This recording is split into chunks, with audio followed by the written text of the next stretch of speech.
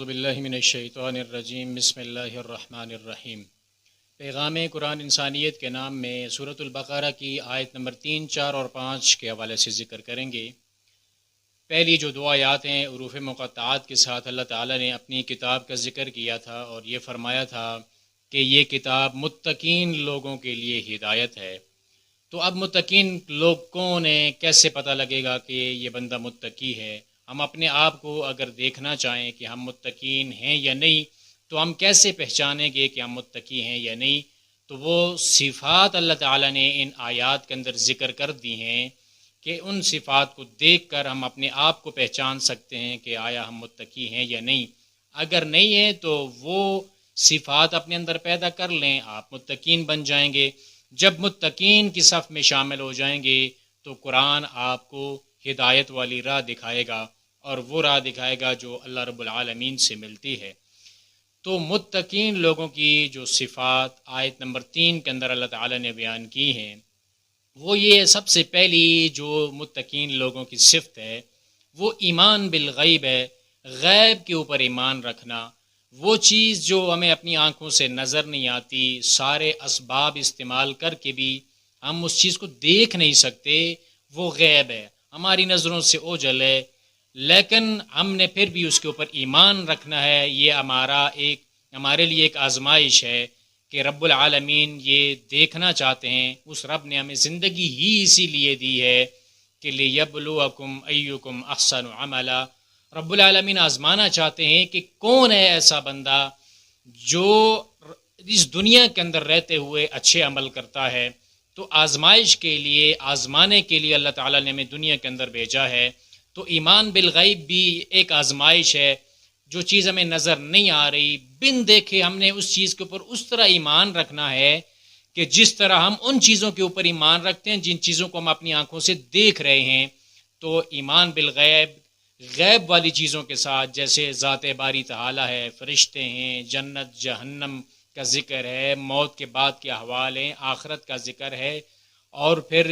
اس کے ساتھ ساتھ جتنی بھی وہ چیزیں جو ہمیں اپنی آنکھوں سے نظر نہیں آ رہی، اسلام نے جن کے بارے میں بتایا ہے، ان چیزوں کے اوپر ہم نے ایمان رکھنا ہے۔ اور ہم نے تو اللہ کے نبی جناب محمد صلی اللہ علیہ وسلم کو بھی نہیں دیکھا، ہم تو ان کے اوپر بھی بن دیکھ کے ہی ایمان لا رہے ہیں۔ تو یہ ایمان بالغیب، یہ متقین لوگوں کی سب سے پہلی صفت ہے کہ وہ غیب کے اوپر ایمان رکھتے ہیں، کہ اللہ رب العالمین نے انہیں ایمان رکھنے کا کہا ہے، اس لیے اپنے مالک کے کہنے پر، اپنے خالق کے کہنے پر وہ ان غیب والی چیزوں کے اوپر ایمان رکھتے ہیں۔ اور ایمان کے غیب کے اوپر ایمان رکھنے کے ساتھ ساتھ یہ متقین لوگ نمازوں کو قائم کرتے ہیں۔ اور نمازوں کا قائم کرنا یہ ہے کہ جب آپ کے اوپر نماز فرض ہو جائے، اس وقت سے لے کر مرتے دم تک آپ کی کوئی بھی نماز نہیں چھوٹنی چاہیے۔ سفر میں، حضر میں، بیماری میں، صحت میں، حتیٰ کہ میدان جنگ کے اندر بھی نماز چھوڑی نہیں جا سکتی۔ اسلام کے اندر نماز چھوڑنے کا تصور بالکل موجود ہی نہیں ہے۔ اگر آپ مسلم ہیں تو آپ کو نماز قائم کرنی پڑے گی، صرف پڑھنی ہی نہیں ہے بلکہ قائم بھی کرنی ہے، وقت مقررہ کے اوپر پڑھنی ہے، باجماعت پڑھنی ہے، مسجد کے اندر پڑھنی ہے، اور اللہ رب العالمین کے پیغمبر نے جو آپ کو طریقہ بتایا ہے اس طریقے کے مطابق پڑھنی ہے۔ ایمان بالغیب کے ساتھ نماز قائم کرنا یہ متقین لوگوں کی دوسری صفت ہے۔ اور نماز کے ساتھ ساتھ جو تیسرا عمل ہے، جو تیسری صفت ہے، کہ متقین لوگ اپنے مالوں میں سے اللہ کے راستے میں خرچ کرتے ہیں۔ مال کا وہ حق جو بھی اللہ رب العالمین نے اس مال کے اندر مقرر کیا ہے، اگر اس کے اندر زکوٰۃ واجب ہے تو زکوٰۃ ادا کرتے ہیں، زکوٰۃ اگر واجب نہیں ہے تو صدقات خیرات سے دوسرے لوگوں کی مدد کرتے ہیں، اللہ کے راستے میں خرچ کرتے ہیں۔ تو یہ متقین لوگوں کی یہ تیسری صفت ہے جو اس آیت کے اندر بیان ہوئی ہے۔ ایمان بالغیب، نماز کو قائم کرنا، اور اس چیز کے اندر سے، اس رزق میں سے خرچ کرنا جو رزق اللہ رب العالمین نے آپ کو عطا کیا ہے۔ تو رزق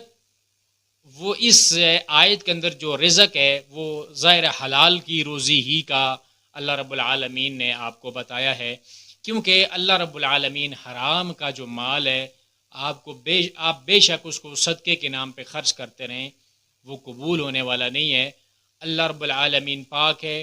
اور رب العالمین پاکیزہ مال کو ہی پسند فرماتا ہے اور اسی کو قبول کرتا ہے۔ تو یہ صفات جو آیت نمبر 3 کے اندر بیان ہوئی ہیں، اب آیت نمبر 4 کے اندر جو متقین لوگوں کی صفات اللہ تعالیٰ نے بیان کی ہیں کہ یہ متقین لوگ ان صفات کے ساتھ ساتھ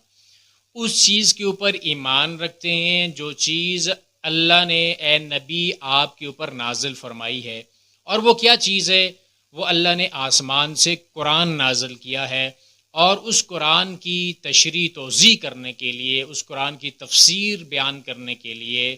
اللہ نے اپنے نبی کی رہنمائی فرمائی ہے وحی کے ذریعے، جو پیارے پیغمبر نے اپنی زبان سے بول کر امت کو بتائی یا اپنے اعمال سے وہ کام کر کے دکھایا کہ یہ کام اس طرح کرنا ہے اور یہ کام نہیں کرنا، زبان سے بول کے پیارے پیغمبر علیہ السلام نے بتایا ہے۔ تو مؤمنین متقین جو لوگ ہیں وہ اللہ رب العالمین کے قرآن کے اوپر بھی ایمان رکھتے ہیں، اس کے بھیجے ہوئے رسول اور اس رسول کی جتنی بھی باتیں ہیں، حدیثیں ہیں جو ہم تک پہنچ چکی ہیں، ان کے اوپر ایمان رکھنا یہ متقین لوگوں کی صفات ہیں۔ اور پھر رب العالمین نے جو اس آیت نمبر 4 کے اندر جو دوسری صفت بیان کی ہے کہ یہ متقین لوگ اس چیز کے اوپر ایمان رکھتے ہیں جو چیز اے نبی ہم نے آپ سے پہلے نازل کی ہے، اور آپ علیہ الصلوۃ والسلام سے پہلے کیا نازل ہوا؟ تورات، زبور، انجیل اور جتنے بھی صحیفے ہیں، جتنے بھی نبی اس کائنات کے اندر آئے وہ سارے سچے ہیں، ان سارے نبیوں کے اوپر ایمان رکھنا، اور جتنی بھی کتابیں اللہ نے آسمان سے نازل کی ہیں وہ ساری کتابیں سچی ہیں، ان کتابوں کے اوپر ایمان رکھنا یہ متقین لوگوں کی صفات کے اندر شامل ہے۔ وَبِالْآخِرَةِ هُمْ يُوقِنُونَ، پھر رب العالمین نے جب ذکر کیا کہ متقین لوگ اس چیز کے اوپر ایمان رکھتے ہیں جو اے نبی ہم نے آپ کی طرف نازل کی، اور اس چیز کے اوپر بھی ایمان رکھتے ہیں جو ہم نے آپ سے پہلے نازل کی، اب اس کے بعد اللہ تعالیٰ نے آخرت کا ذکر کیا۔ پہلے اس چیز کے اوپر ایمان لانے کا کہا جو اللہ نے اپنے نبی کے اوپر نازل کی، قرآن اور وہی جو پیارے پیغمبر کی احادیث ہیں، اور پھر ان چیزوں کا بھی اللہ نے ذکر کر دیا جو پہلے انبیاء کے اوپر کتب نازل ہوئیں، جو پہلے انبیاء آئے۔ لیکن پیارے نبی سے پہلے تو ذکر موجود ہے، لیکن پیارے نبی کے بعد کسی بھی وحی کا، کسی بھی کتاب کا، کسی بھی نبی کا ذکر نہیں ہے، ایمان کے اندر یہ چیز شامل نہیں ہے۔ تو اس کا مطلب یہ ہوا کہ جو بھی پیارے پیغمبر کے بعد کسی بھی حوالے سے وہ یہ کہے کہ میں نبی ہوں، میرے اوپر وحی نازل ہوئی ہے، اس کے اوپر ایمان لاؤ، تو وہ انسان جھوٹا ہے، اس لیے کہ قرآن نے ہمیں صرف ایمان لانے کے لیے پہلے کا ذکر کیا ہے، اور پھر پیارے پیغمبر علیہ الصلوۃ والسلام کے اوپر ایمان لانے کا بھی ذکر کیا ہے، لیکن پیارے پیغمبر کے بعد کسی بھی نبی کا، کسی بھی وحی کا ذکر موجود نہیں ہے، اور اس کے ساتھ ساتھ بالکل جڑا ہوا آخرت کا ذکر موجود ہے، جس کا مطلب یہ ہے کہ کائنات کا رب بتانا چاہتا ہے کہ متقین اگر آپ بننا چاہتے ہیں تو قیامت کی دیواروں تک میرے پیغمبر علیہ الصلوۃ والسلام کے اوپر آپ نے ایمان رکھنا ہے، اور پہلی جتنے بھی انبیاء اور کتب ہیں ان کے اوپر بھی ایمان رکھنا ہے۔ لیکن پیارے پیغمبر کے بعد اگر کوئی دعویٰ کر بھی دے تو اس کو نبی نہیں ماننا، اس کے اوپر ایمان نہیں لانا، کیونکہ قیامت تو آ سکتی ہے لیکن پیارے پیغمبر کے بعد کوئی بھی نبی اس کائنات کے اندر نہیں آ سکتا۔ تو یہ متقین لوگوں کی صفات ہیں۔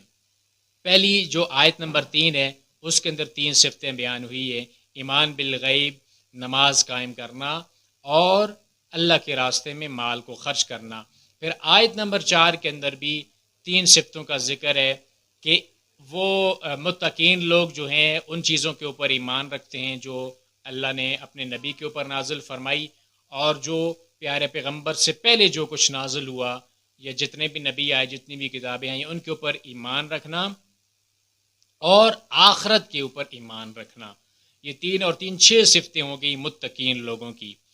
پھر رب العالمین نے اگلی جو آیت نمبر 5 ہے اس کے اندر ان لوگوں کی کامیابی کا پروانہ عطا کیا ہے. فرمایا جن لوگوں کے اندر یہ صفتیں ہیں جو آیت نمبر 3 کے اندر اور آیت نمبر 4 کے اندر بیان ہوئی ہیں، جو